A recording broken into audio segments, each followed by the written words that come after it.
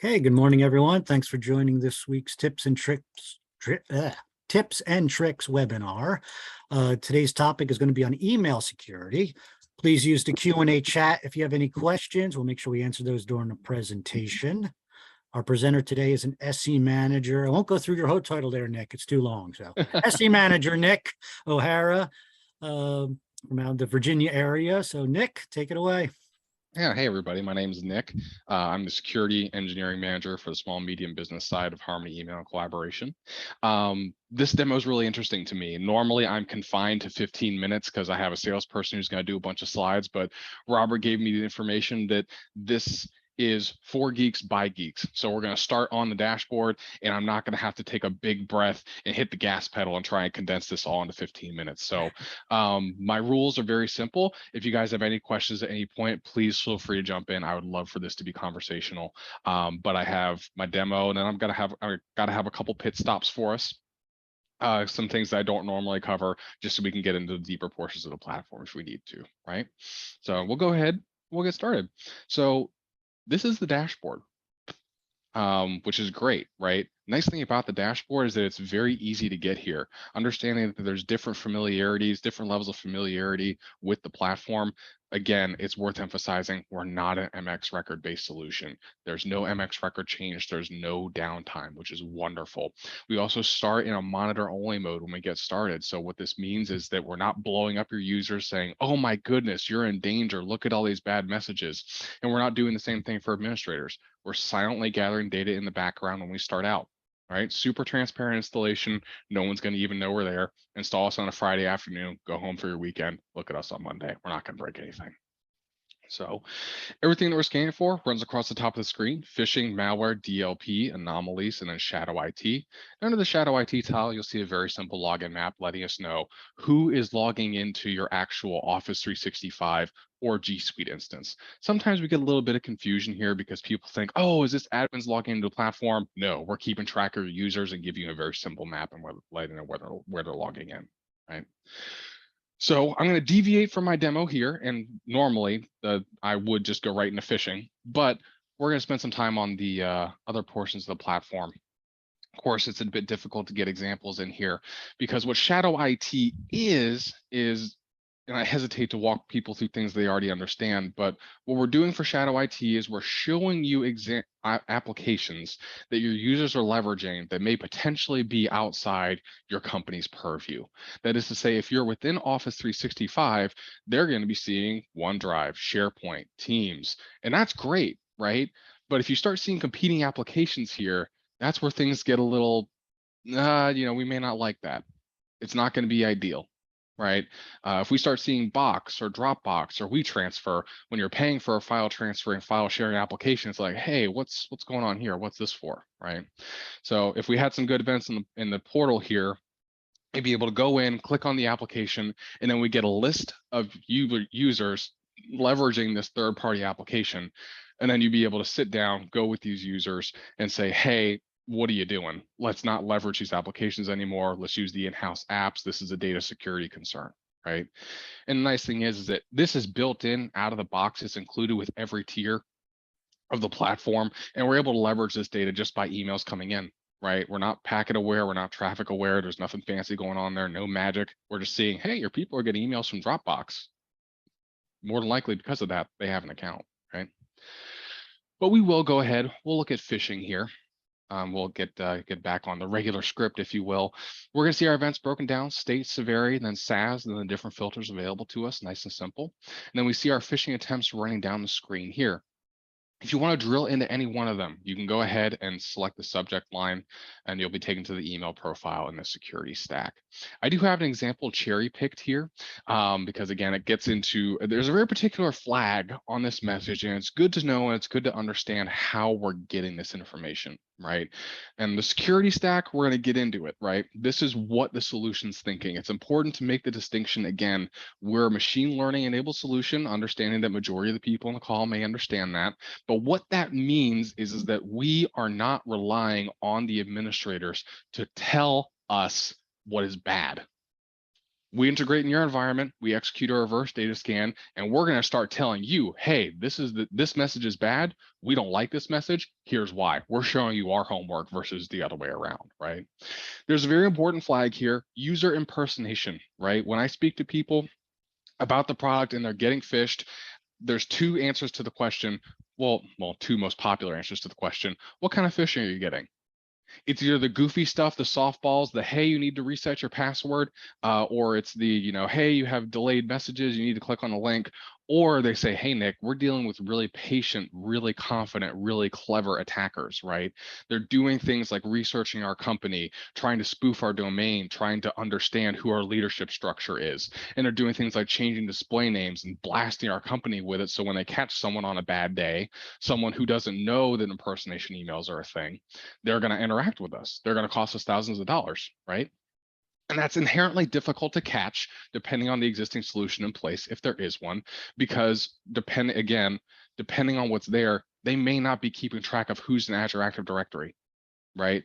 We integrate with the environment. We see names, positions, titles. We keep that in our back pocket. So when we see messages coming in and we see, in this case, display name matches Tom Smith, solution's going to say, wait a second, I know Tom Smith.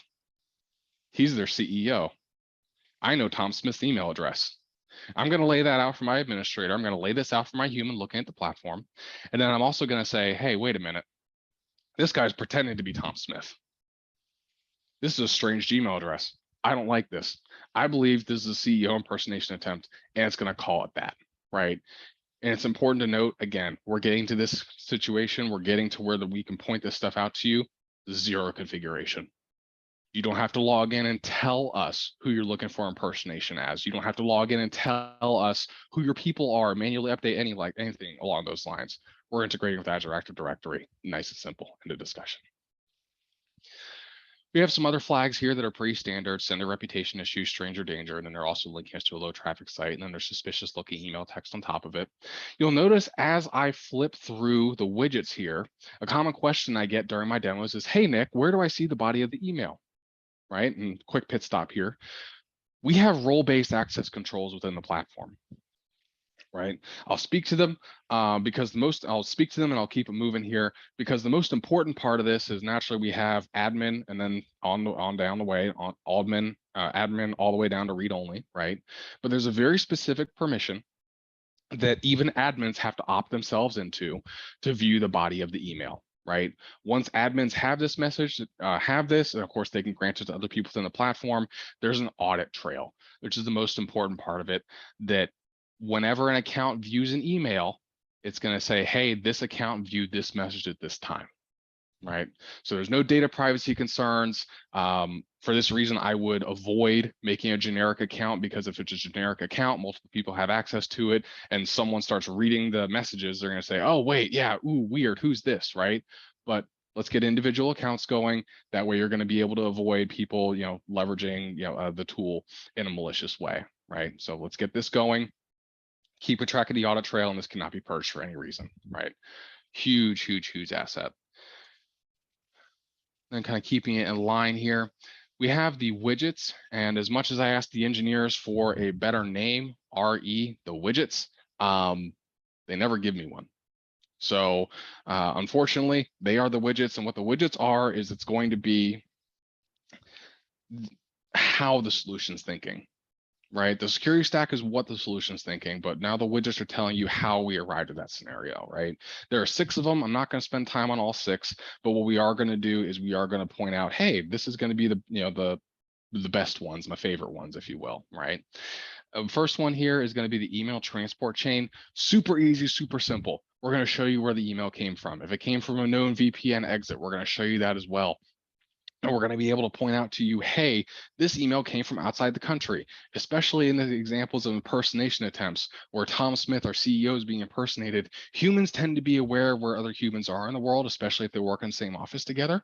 So if it's a situation where, hey, someone's, quote, Tom Smith is emailing us, and Tom Smith is based out of, in this case, it looks like somewhere in Washington, and this email is coming from Russia, that's less than ideal.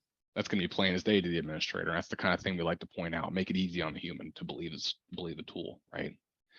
We have the link analysis tool here as well. This one's a lot of fun. We actually pull the links out of the message, drop them into the sandbox here, and we're actually able to tell you, hey, this is what we do or do not like about the given link. This is the metrics we either do or do not like. In this case, this michaelkhansen.com, one of our enterprise security engineers, wonderful guy. He created these example pages for us. But michaelkhansen.com, not getting a ton of traffic, right? And why should it? He's leveraging for test purposes. So, but what we're able to do here, more excitingly, is we're able to go in and get a secure preview of the link. We will show you the link that your user would have received within the message. And had they clicked on it, this is what they would have been taken to. This is a wonderful tool for looking at credentials harvest pages, anything that you're concerned that you don't really want to bring up on your local machine, and maybe you can't be bothered to dust off your sandbox. We'll do this for you. We'll just go out, get a rendering, show it to you. Nice and simple. All right, so I will keep it moving through here. And probably I would say this is probably like my third tech tip before I get into the policy screen. And what the policies are is we are going to be telling the solution, this is how you handle the malicious messages that you see, right? Solution is going to be saying, oh my God, I have all these bad mail. What do you want me to do with it? We're going to say, hey, this, right? I'll go ahead. I'll click on this example prevent rule here. And you'll note it reads prevent, right? What is unique to us in the space, because we're API based, right? We can, despite the fact that we're API based, I should say, we can still block the message before the inbox, right? Every other API based solution out there, I don't care what they say, they are letting the message hit the inbox, then scanning it, then tapping Microsoft's API on the shoulder. Microsoft's Graph API rolls out of bed, gives a big stretch and a yawn, and it says, oh, you want me to pull this one? Oh yeah, I can do that, right? Not the best way to do things. Prevent the inbox incursion completely. Prevent inline here. Block the message before the inbox, right? So, but as far as tips and tricks, we do offer detect and remediate mode. If we have customers who are sensitive to email delays, right? Even if it's, our email delays are less than 10 seconds, but we do have customers in the financial sector who are very sensitive to that kind of thing. So we do offer detect and remediate mode, right? It is available if they so choose. Opt people in, opt people out of a given policy, super simple for us, nice and easy. And then the workflows are very simple. Just tell us what you want to do with the message by answering 3 questions. Step 1, do you want us to quarantine the message? Yes or no. Step 2, do you want us to alert the end user that they have a message in quarantine? Yes or no.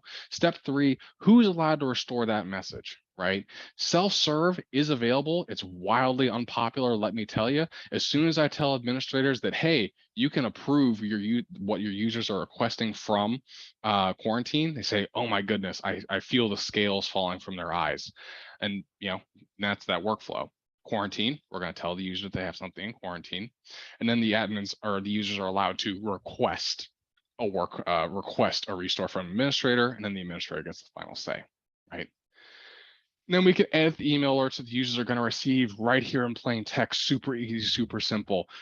So many of my customers, I show them this and then they don't change it. And I tell them, please change this. Please work with the customer success team to make this unique, because that matters. You want something unique to your organization. You can add colors, logos, HTML. Obviously, you can adjust the scripts to read exactly how you want to. Strong recommend to use this. Very easy for you. It's right here in the platform. Mail Explorer is here for us as well. Actually, real quick, you'll notice that in this case, there are multiple protect policies, and you'll see some arrows moving up and down here. So I could relocate these policies if I so choose. These policies act as firewall rules. Topmost policy takes precedence. This is very useful for quality of life for IT people within the organization. Let's not have the IT people bound to a gen pop, if you will, policy to where they're going to be requesting restores of emails from other people, right? Let's create a protect policy just for the IT people way up top so they can request their own messages from quarantine. And then let's have a gen pop policy below that, and then the monitor only policy below that. We allow you to create these multiple protect policies because we understand that one policy per organization never going to work. No one is one size fits all. Have the Mail Explorer tool here as well. This one's pretty straightforward, but not everyone has it, so it's worth touching on. We're able to let your administrators go in and remove messages that have already been deleted. This was created in the days of back when in Office 365, you had to use PowerShell for everything. We still include it in the platform because it's super simple. Find messages that match your query, quarantine them, rip them out of end user inboxes, problem solved. This is useful because Microsoft, the recall button that they offer is contingent on whether the recipient has actually read the message or not. In this case, we don't care about it. We'll pull it as to whether it's been read or not. Analytics and reports here, always fun. I won't spend too much time on it, but you can roll up daily, weekly, monthly, or bi-monthly, or quarterly if you so choose. I'm going to give you a Shadow IT dashboard, custom queries. This is the Pandora's box of analytics. If you really want very specific data within the platform, it's here. You can build whatever query you like. You have a security checkup option here as well. You can generate a report for a given period of time. This is going to be an easy way to get an executive summary, right? We're going to give you all sorts of data, all the graphs, all the pretty information that you need, everything broken down for you in bar graphs and pie graphs, nice and simple. And then the user interaction dashboard, and then I'll get into some deeper things here. User interaction dashboard is going to be important. We're going to be keeping track of how often your users are reporting phishing, right? Which I'll get into here in a moment. And then also there's the other side of it, how often your users are requesting things from quarantine, right? So getting into the user interaction dashboard, you see we have some options here: quarantined items, restore requests, user reported phishing. Common question I get, hey, how do we leverage user reported phishing? Is there a button we have to push out? Is there something we have to install? And the answer there is no. We actually leverage the built-in Office 365 Microsoft report message button there on the platform. If we see a user reporting a message as phishing, we just bring that into the platform under user reported phishing. It's nice and simple. A lot of times we go into trials with people, we show them this because they don't know that their users are reporting messages as phishing, right? Let's leverage that intelligence. Let's put that in front of the administrators instead of just sending it off to Microsoft and not getting any actionable data for the admins, right? This is twofold. This is tremendously enabling for end user administrators. And then also you'll see the user action configuration screen. We have a couple options here.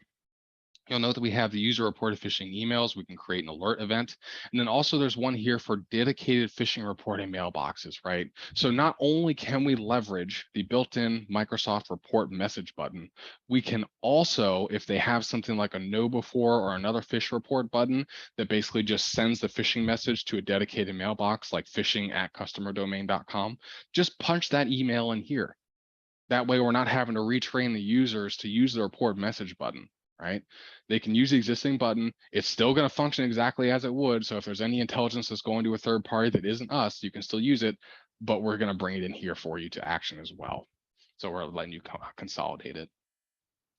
We also have the option, the default option under protect policy. If you're going to alert the user, the default option is to send a notification in real time. Right. Worth noting, we're not going to do this for spam. We make sure that our alerts are not going to end up just overwhelming the user. But if users are used to a daily digest, right? If they prefer the once a day, twice a day, we can accommodate that here. Nice and simple. Hit the radio button, get it turned on, keep it moving. Right. And then we're able to see a couple other things here. We do offer outbound protection within the platform. It's a big advantage of going with an API-based provider. You don't have to configure us to send messages to the MX record twice. It's right here for you. Protect outgoing traffic on an inline basis, get that checkbox protected. So that way, if someone's account does get compromised, we're able to block the messages going out. Super easy, super simple that way. And then we offer click time protection also within the platform. Let me see if I have a policy here. I'll just add one. Office 365 mail, click time protection. And then click time protection is our brand name of URL rewriting. It is off by default because we understand that there are some organizations that have successfully trained their users to hover over a link before they click. Wonderful. If you want to leave that in place, you absolutely can. If you don't trust your users, naturally, you can come in here, you can get Office 365 click time protection up and running. Very simple. Opt people in, opt people out, and then you can just get emails sent as needed, right? So once you create that policy, you can go to config, you can go to security engines, and then you can define the behavior of click time protection, right? It's taking its time because it knows it's on a demo. You're able to define that behavior. So we're going to have a look at this here. That is to say, do you want us to let the user click through? So is the block pages they get, is that just a speed bump, right? Or the other side of it, are they going to be outright blocked from going to the malicious page, right? We got a ton of feedback on this. The big question people, oh, can I get notified when someone chooses to click through? The answer there is absolutely yes, right? So prevent access to malicious URL, has option to proceed, do nothing, or users does not have the option to proceed. Right? So Rob, I would say that is my presentation as a whole.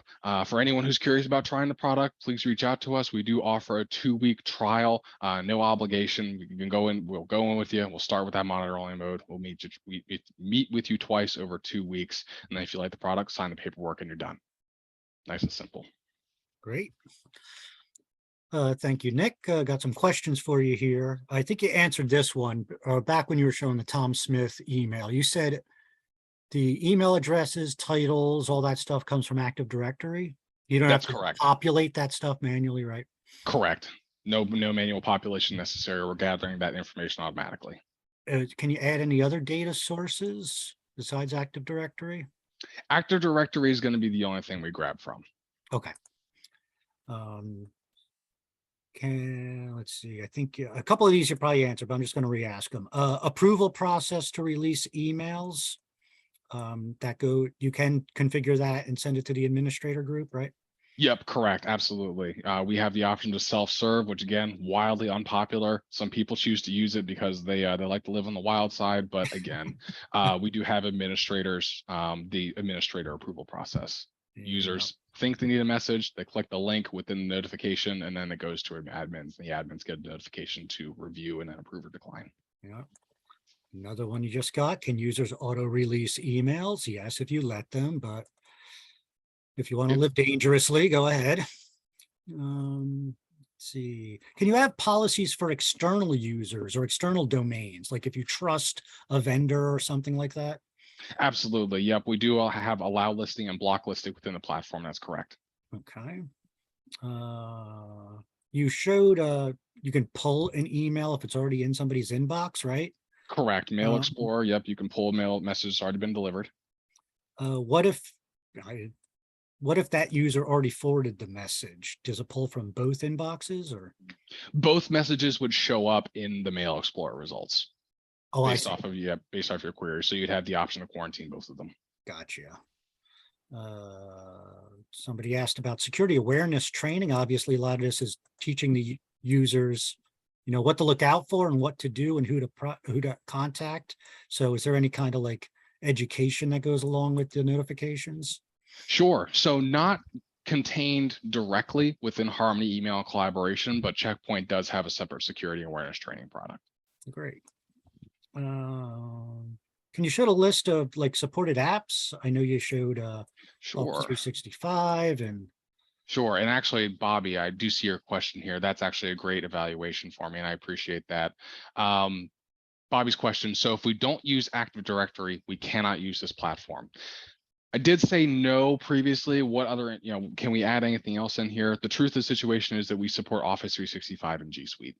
So it's not a situation where we're going to ask you to punch in your Google Workspace into Active Directory. We're going to pull, we can work from a Google directory, no problem as well. So we can do Exchange Online, listed here as Office 365 Mail, Gmail, OneDrive, SharePoint, Teams, Google Drive, Slack with an enterprise grid license specifically. Slack paywalls, the API that we leverage to actually integrate. So customer needs to have the enterprise grid license, Dropbox, ShareFile, and Box as well.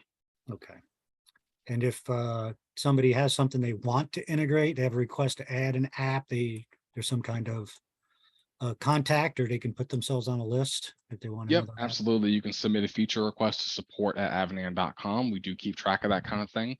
The more people who ask for a given feature, the further up the chain it gets pushed. Okay, so make a lot of alias email addresses and send the same thing. Correct. Absolutely. Okay. Yep. Blitz us with that. Yep. That'll get Jonathan Goldschall's attention. Yep. I got a couple more here. Pablo asked too. Can you see the full header info somewhere in the breakdown, like from, to, sensor, recipient, IP address, etc.?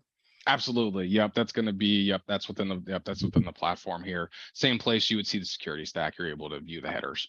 if that permission is available to you. Nice and simple. So yeah, show the header here. Nice and simple. We're going to say, hey, you viewed the message headers. It's going to be entered in the audit log, and then you're able to see the full header here. Okay. And when is the portal going to change? What is your timeline for migration for existing customers? I don't follow that one. Do you, Nick? I do. There were prior to the acquisition. Naturally, we were selling the product, and those customers have a Avanan portal proper. And then the idea is that they would move to a checkpoint portal. The nice thing is that as it stands right now, the portals are blow for blow identical. Pause. Another question here. Sandbox link. Website languages. Snapshot. Good question. So yeah, I don't remember the timeline for. I don't remember if there's a timeline for moving people from legacy Avanan portals to checkpoint portals. That's something I can double check on, and I'll make a note to get back to Pablo about that. Yeah, I can hook you guys up. I know him, Nick. So Perfect. Yep. Yeah. And you have one more there if you see it. Yeah, in the preview of Open Sandbox link, something we can look around what the website link led to, or is it just need a snapshot? So in our portal here, it is just going to be a snapshot, right? It's literally just a picture we go out and get for you. Nice and simple, nice and safe. If you want to navigate to the website and poke around to it, you can obviously hit back here, copy the link, and then either open it in your browser or Sandbox, your choice. Nice and easy that way. Okay. Don't see any more popping in here. I think we have it covered. And right on time too there, Nick. Look at that. I do this for a living, let me tell you. You're a pro, man. All right. Well, thanks. Great information. Thank you, everybody, for joining. As always, we'll send a follow-up email with any reference, contact, and recording link of this session. Our next webinar will be in 2 weeks. You'll see the invitation for that soon. With that, we'll let you go. Thanks again, Nick, and everyone. Enjoy the rest of your day. Absolutely. Thank you Thanks, all. everybody. See ya.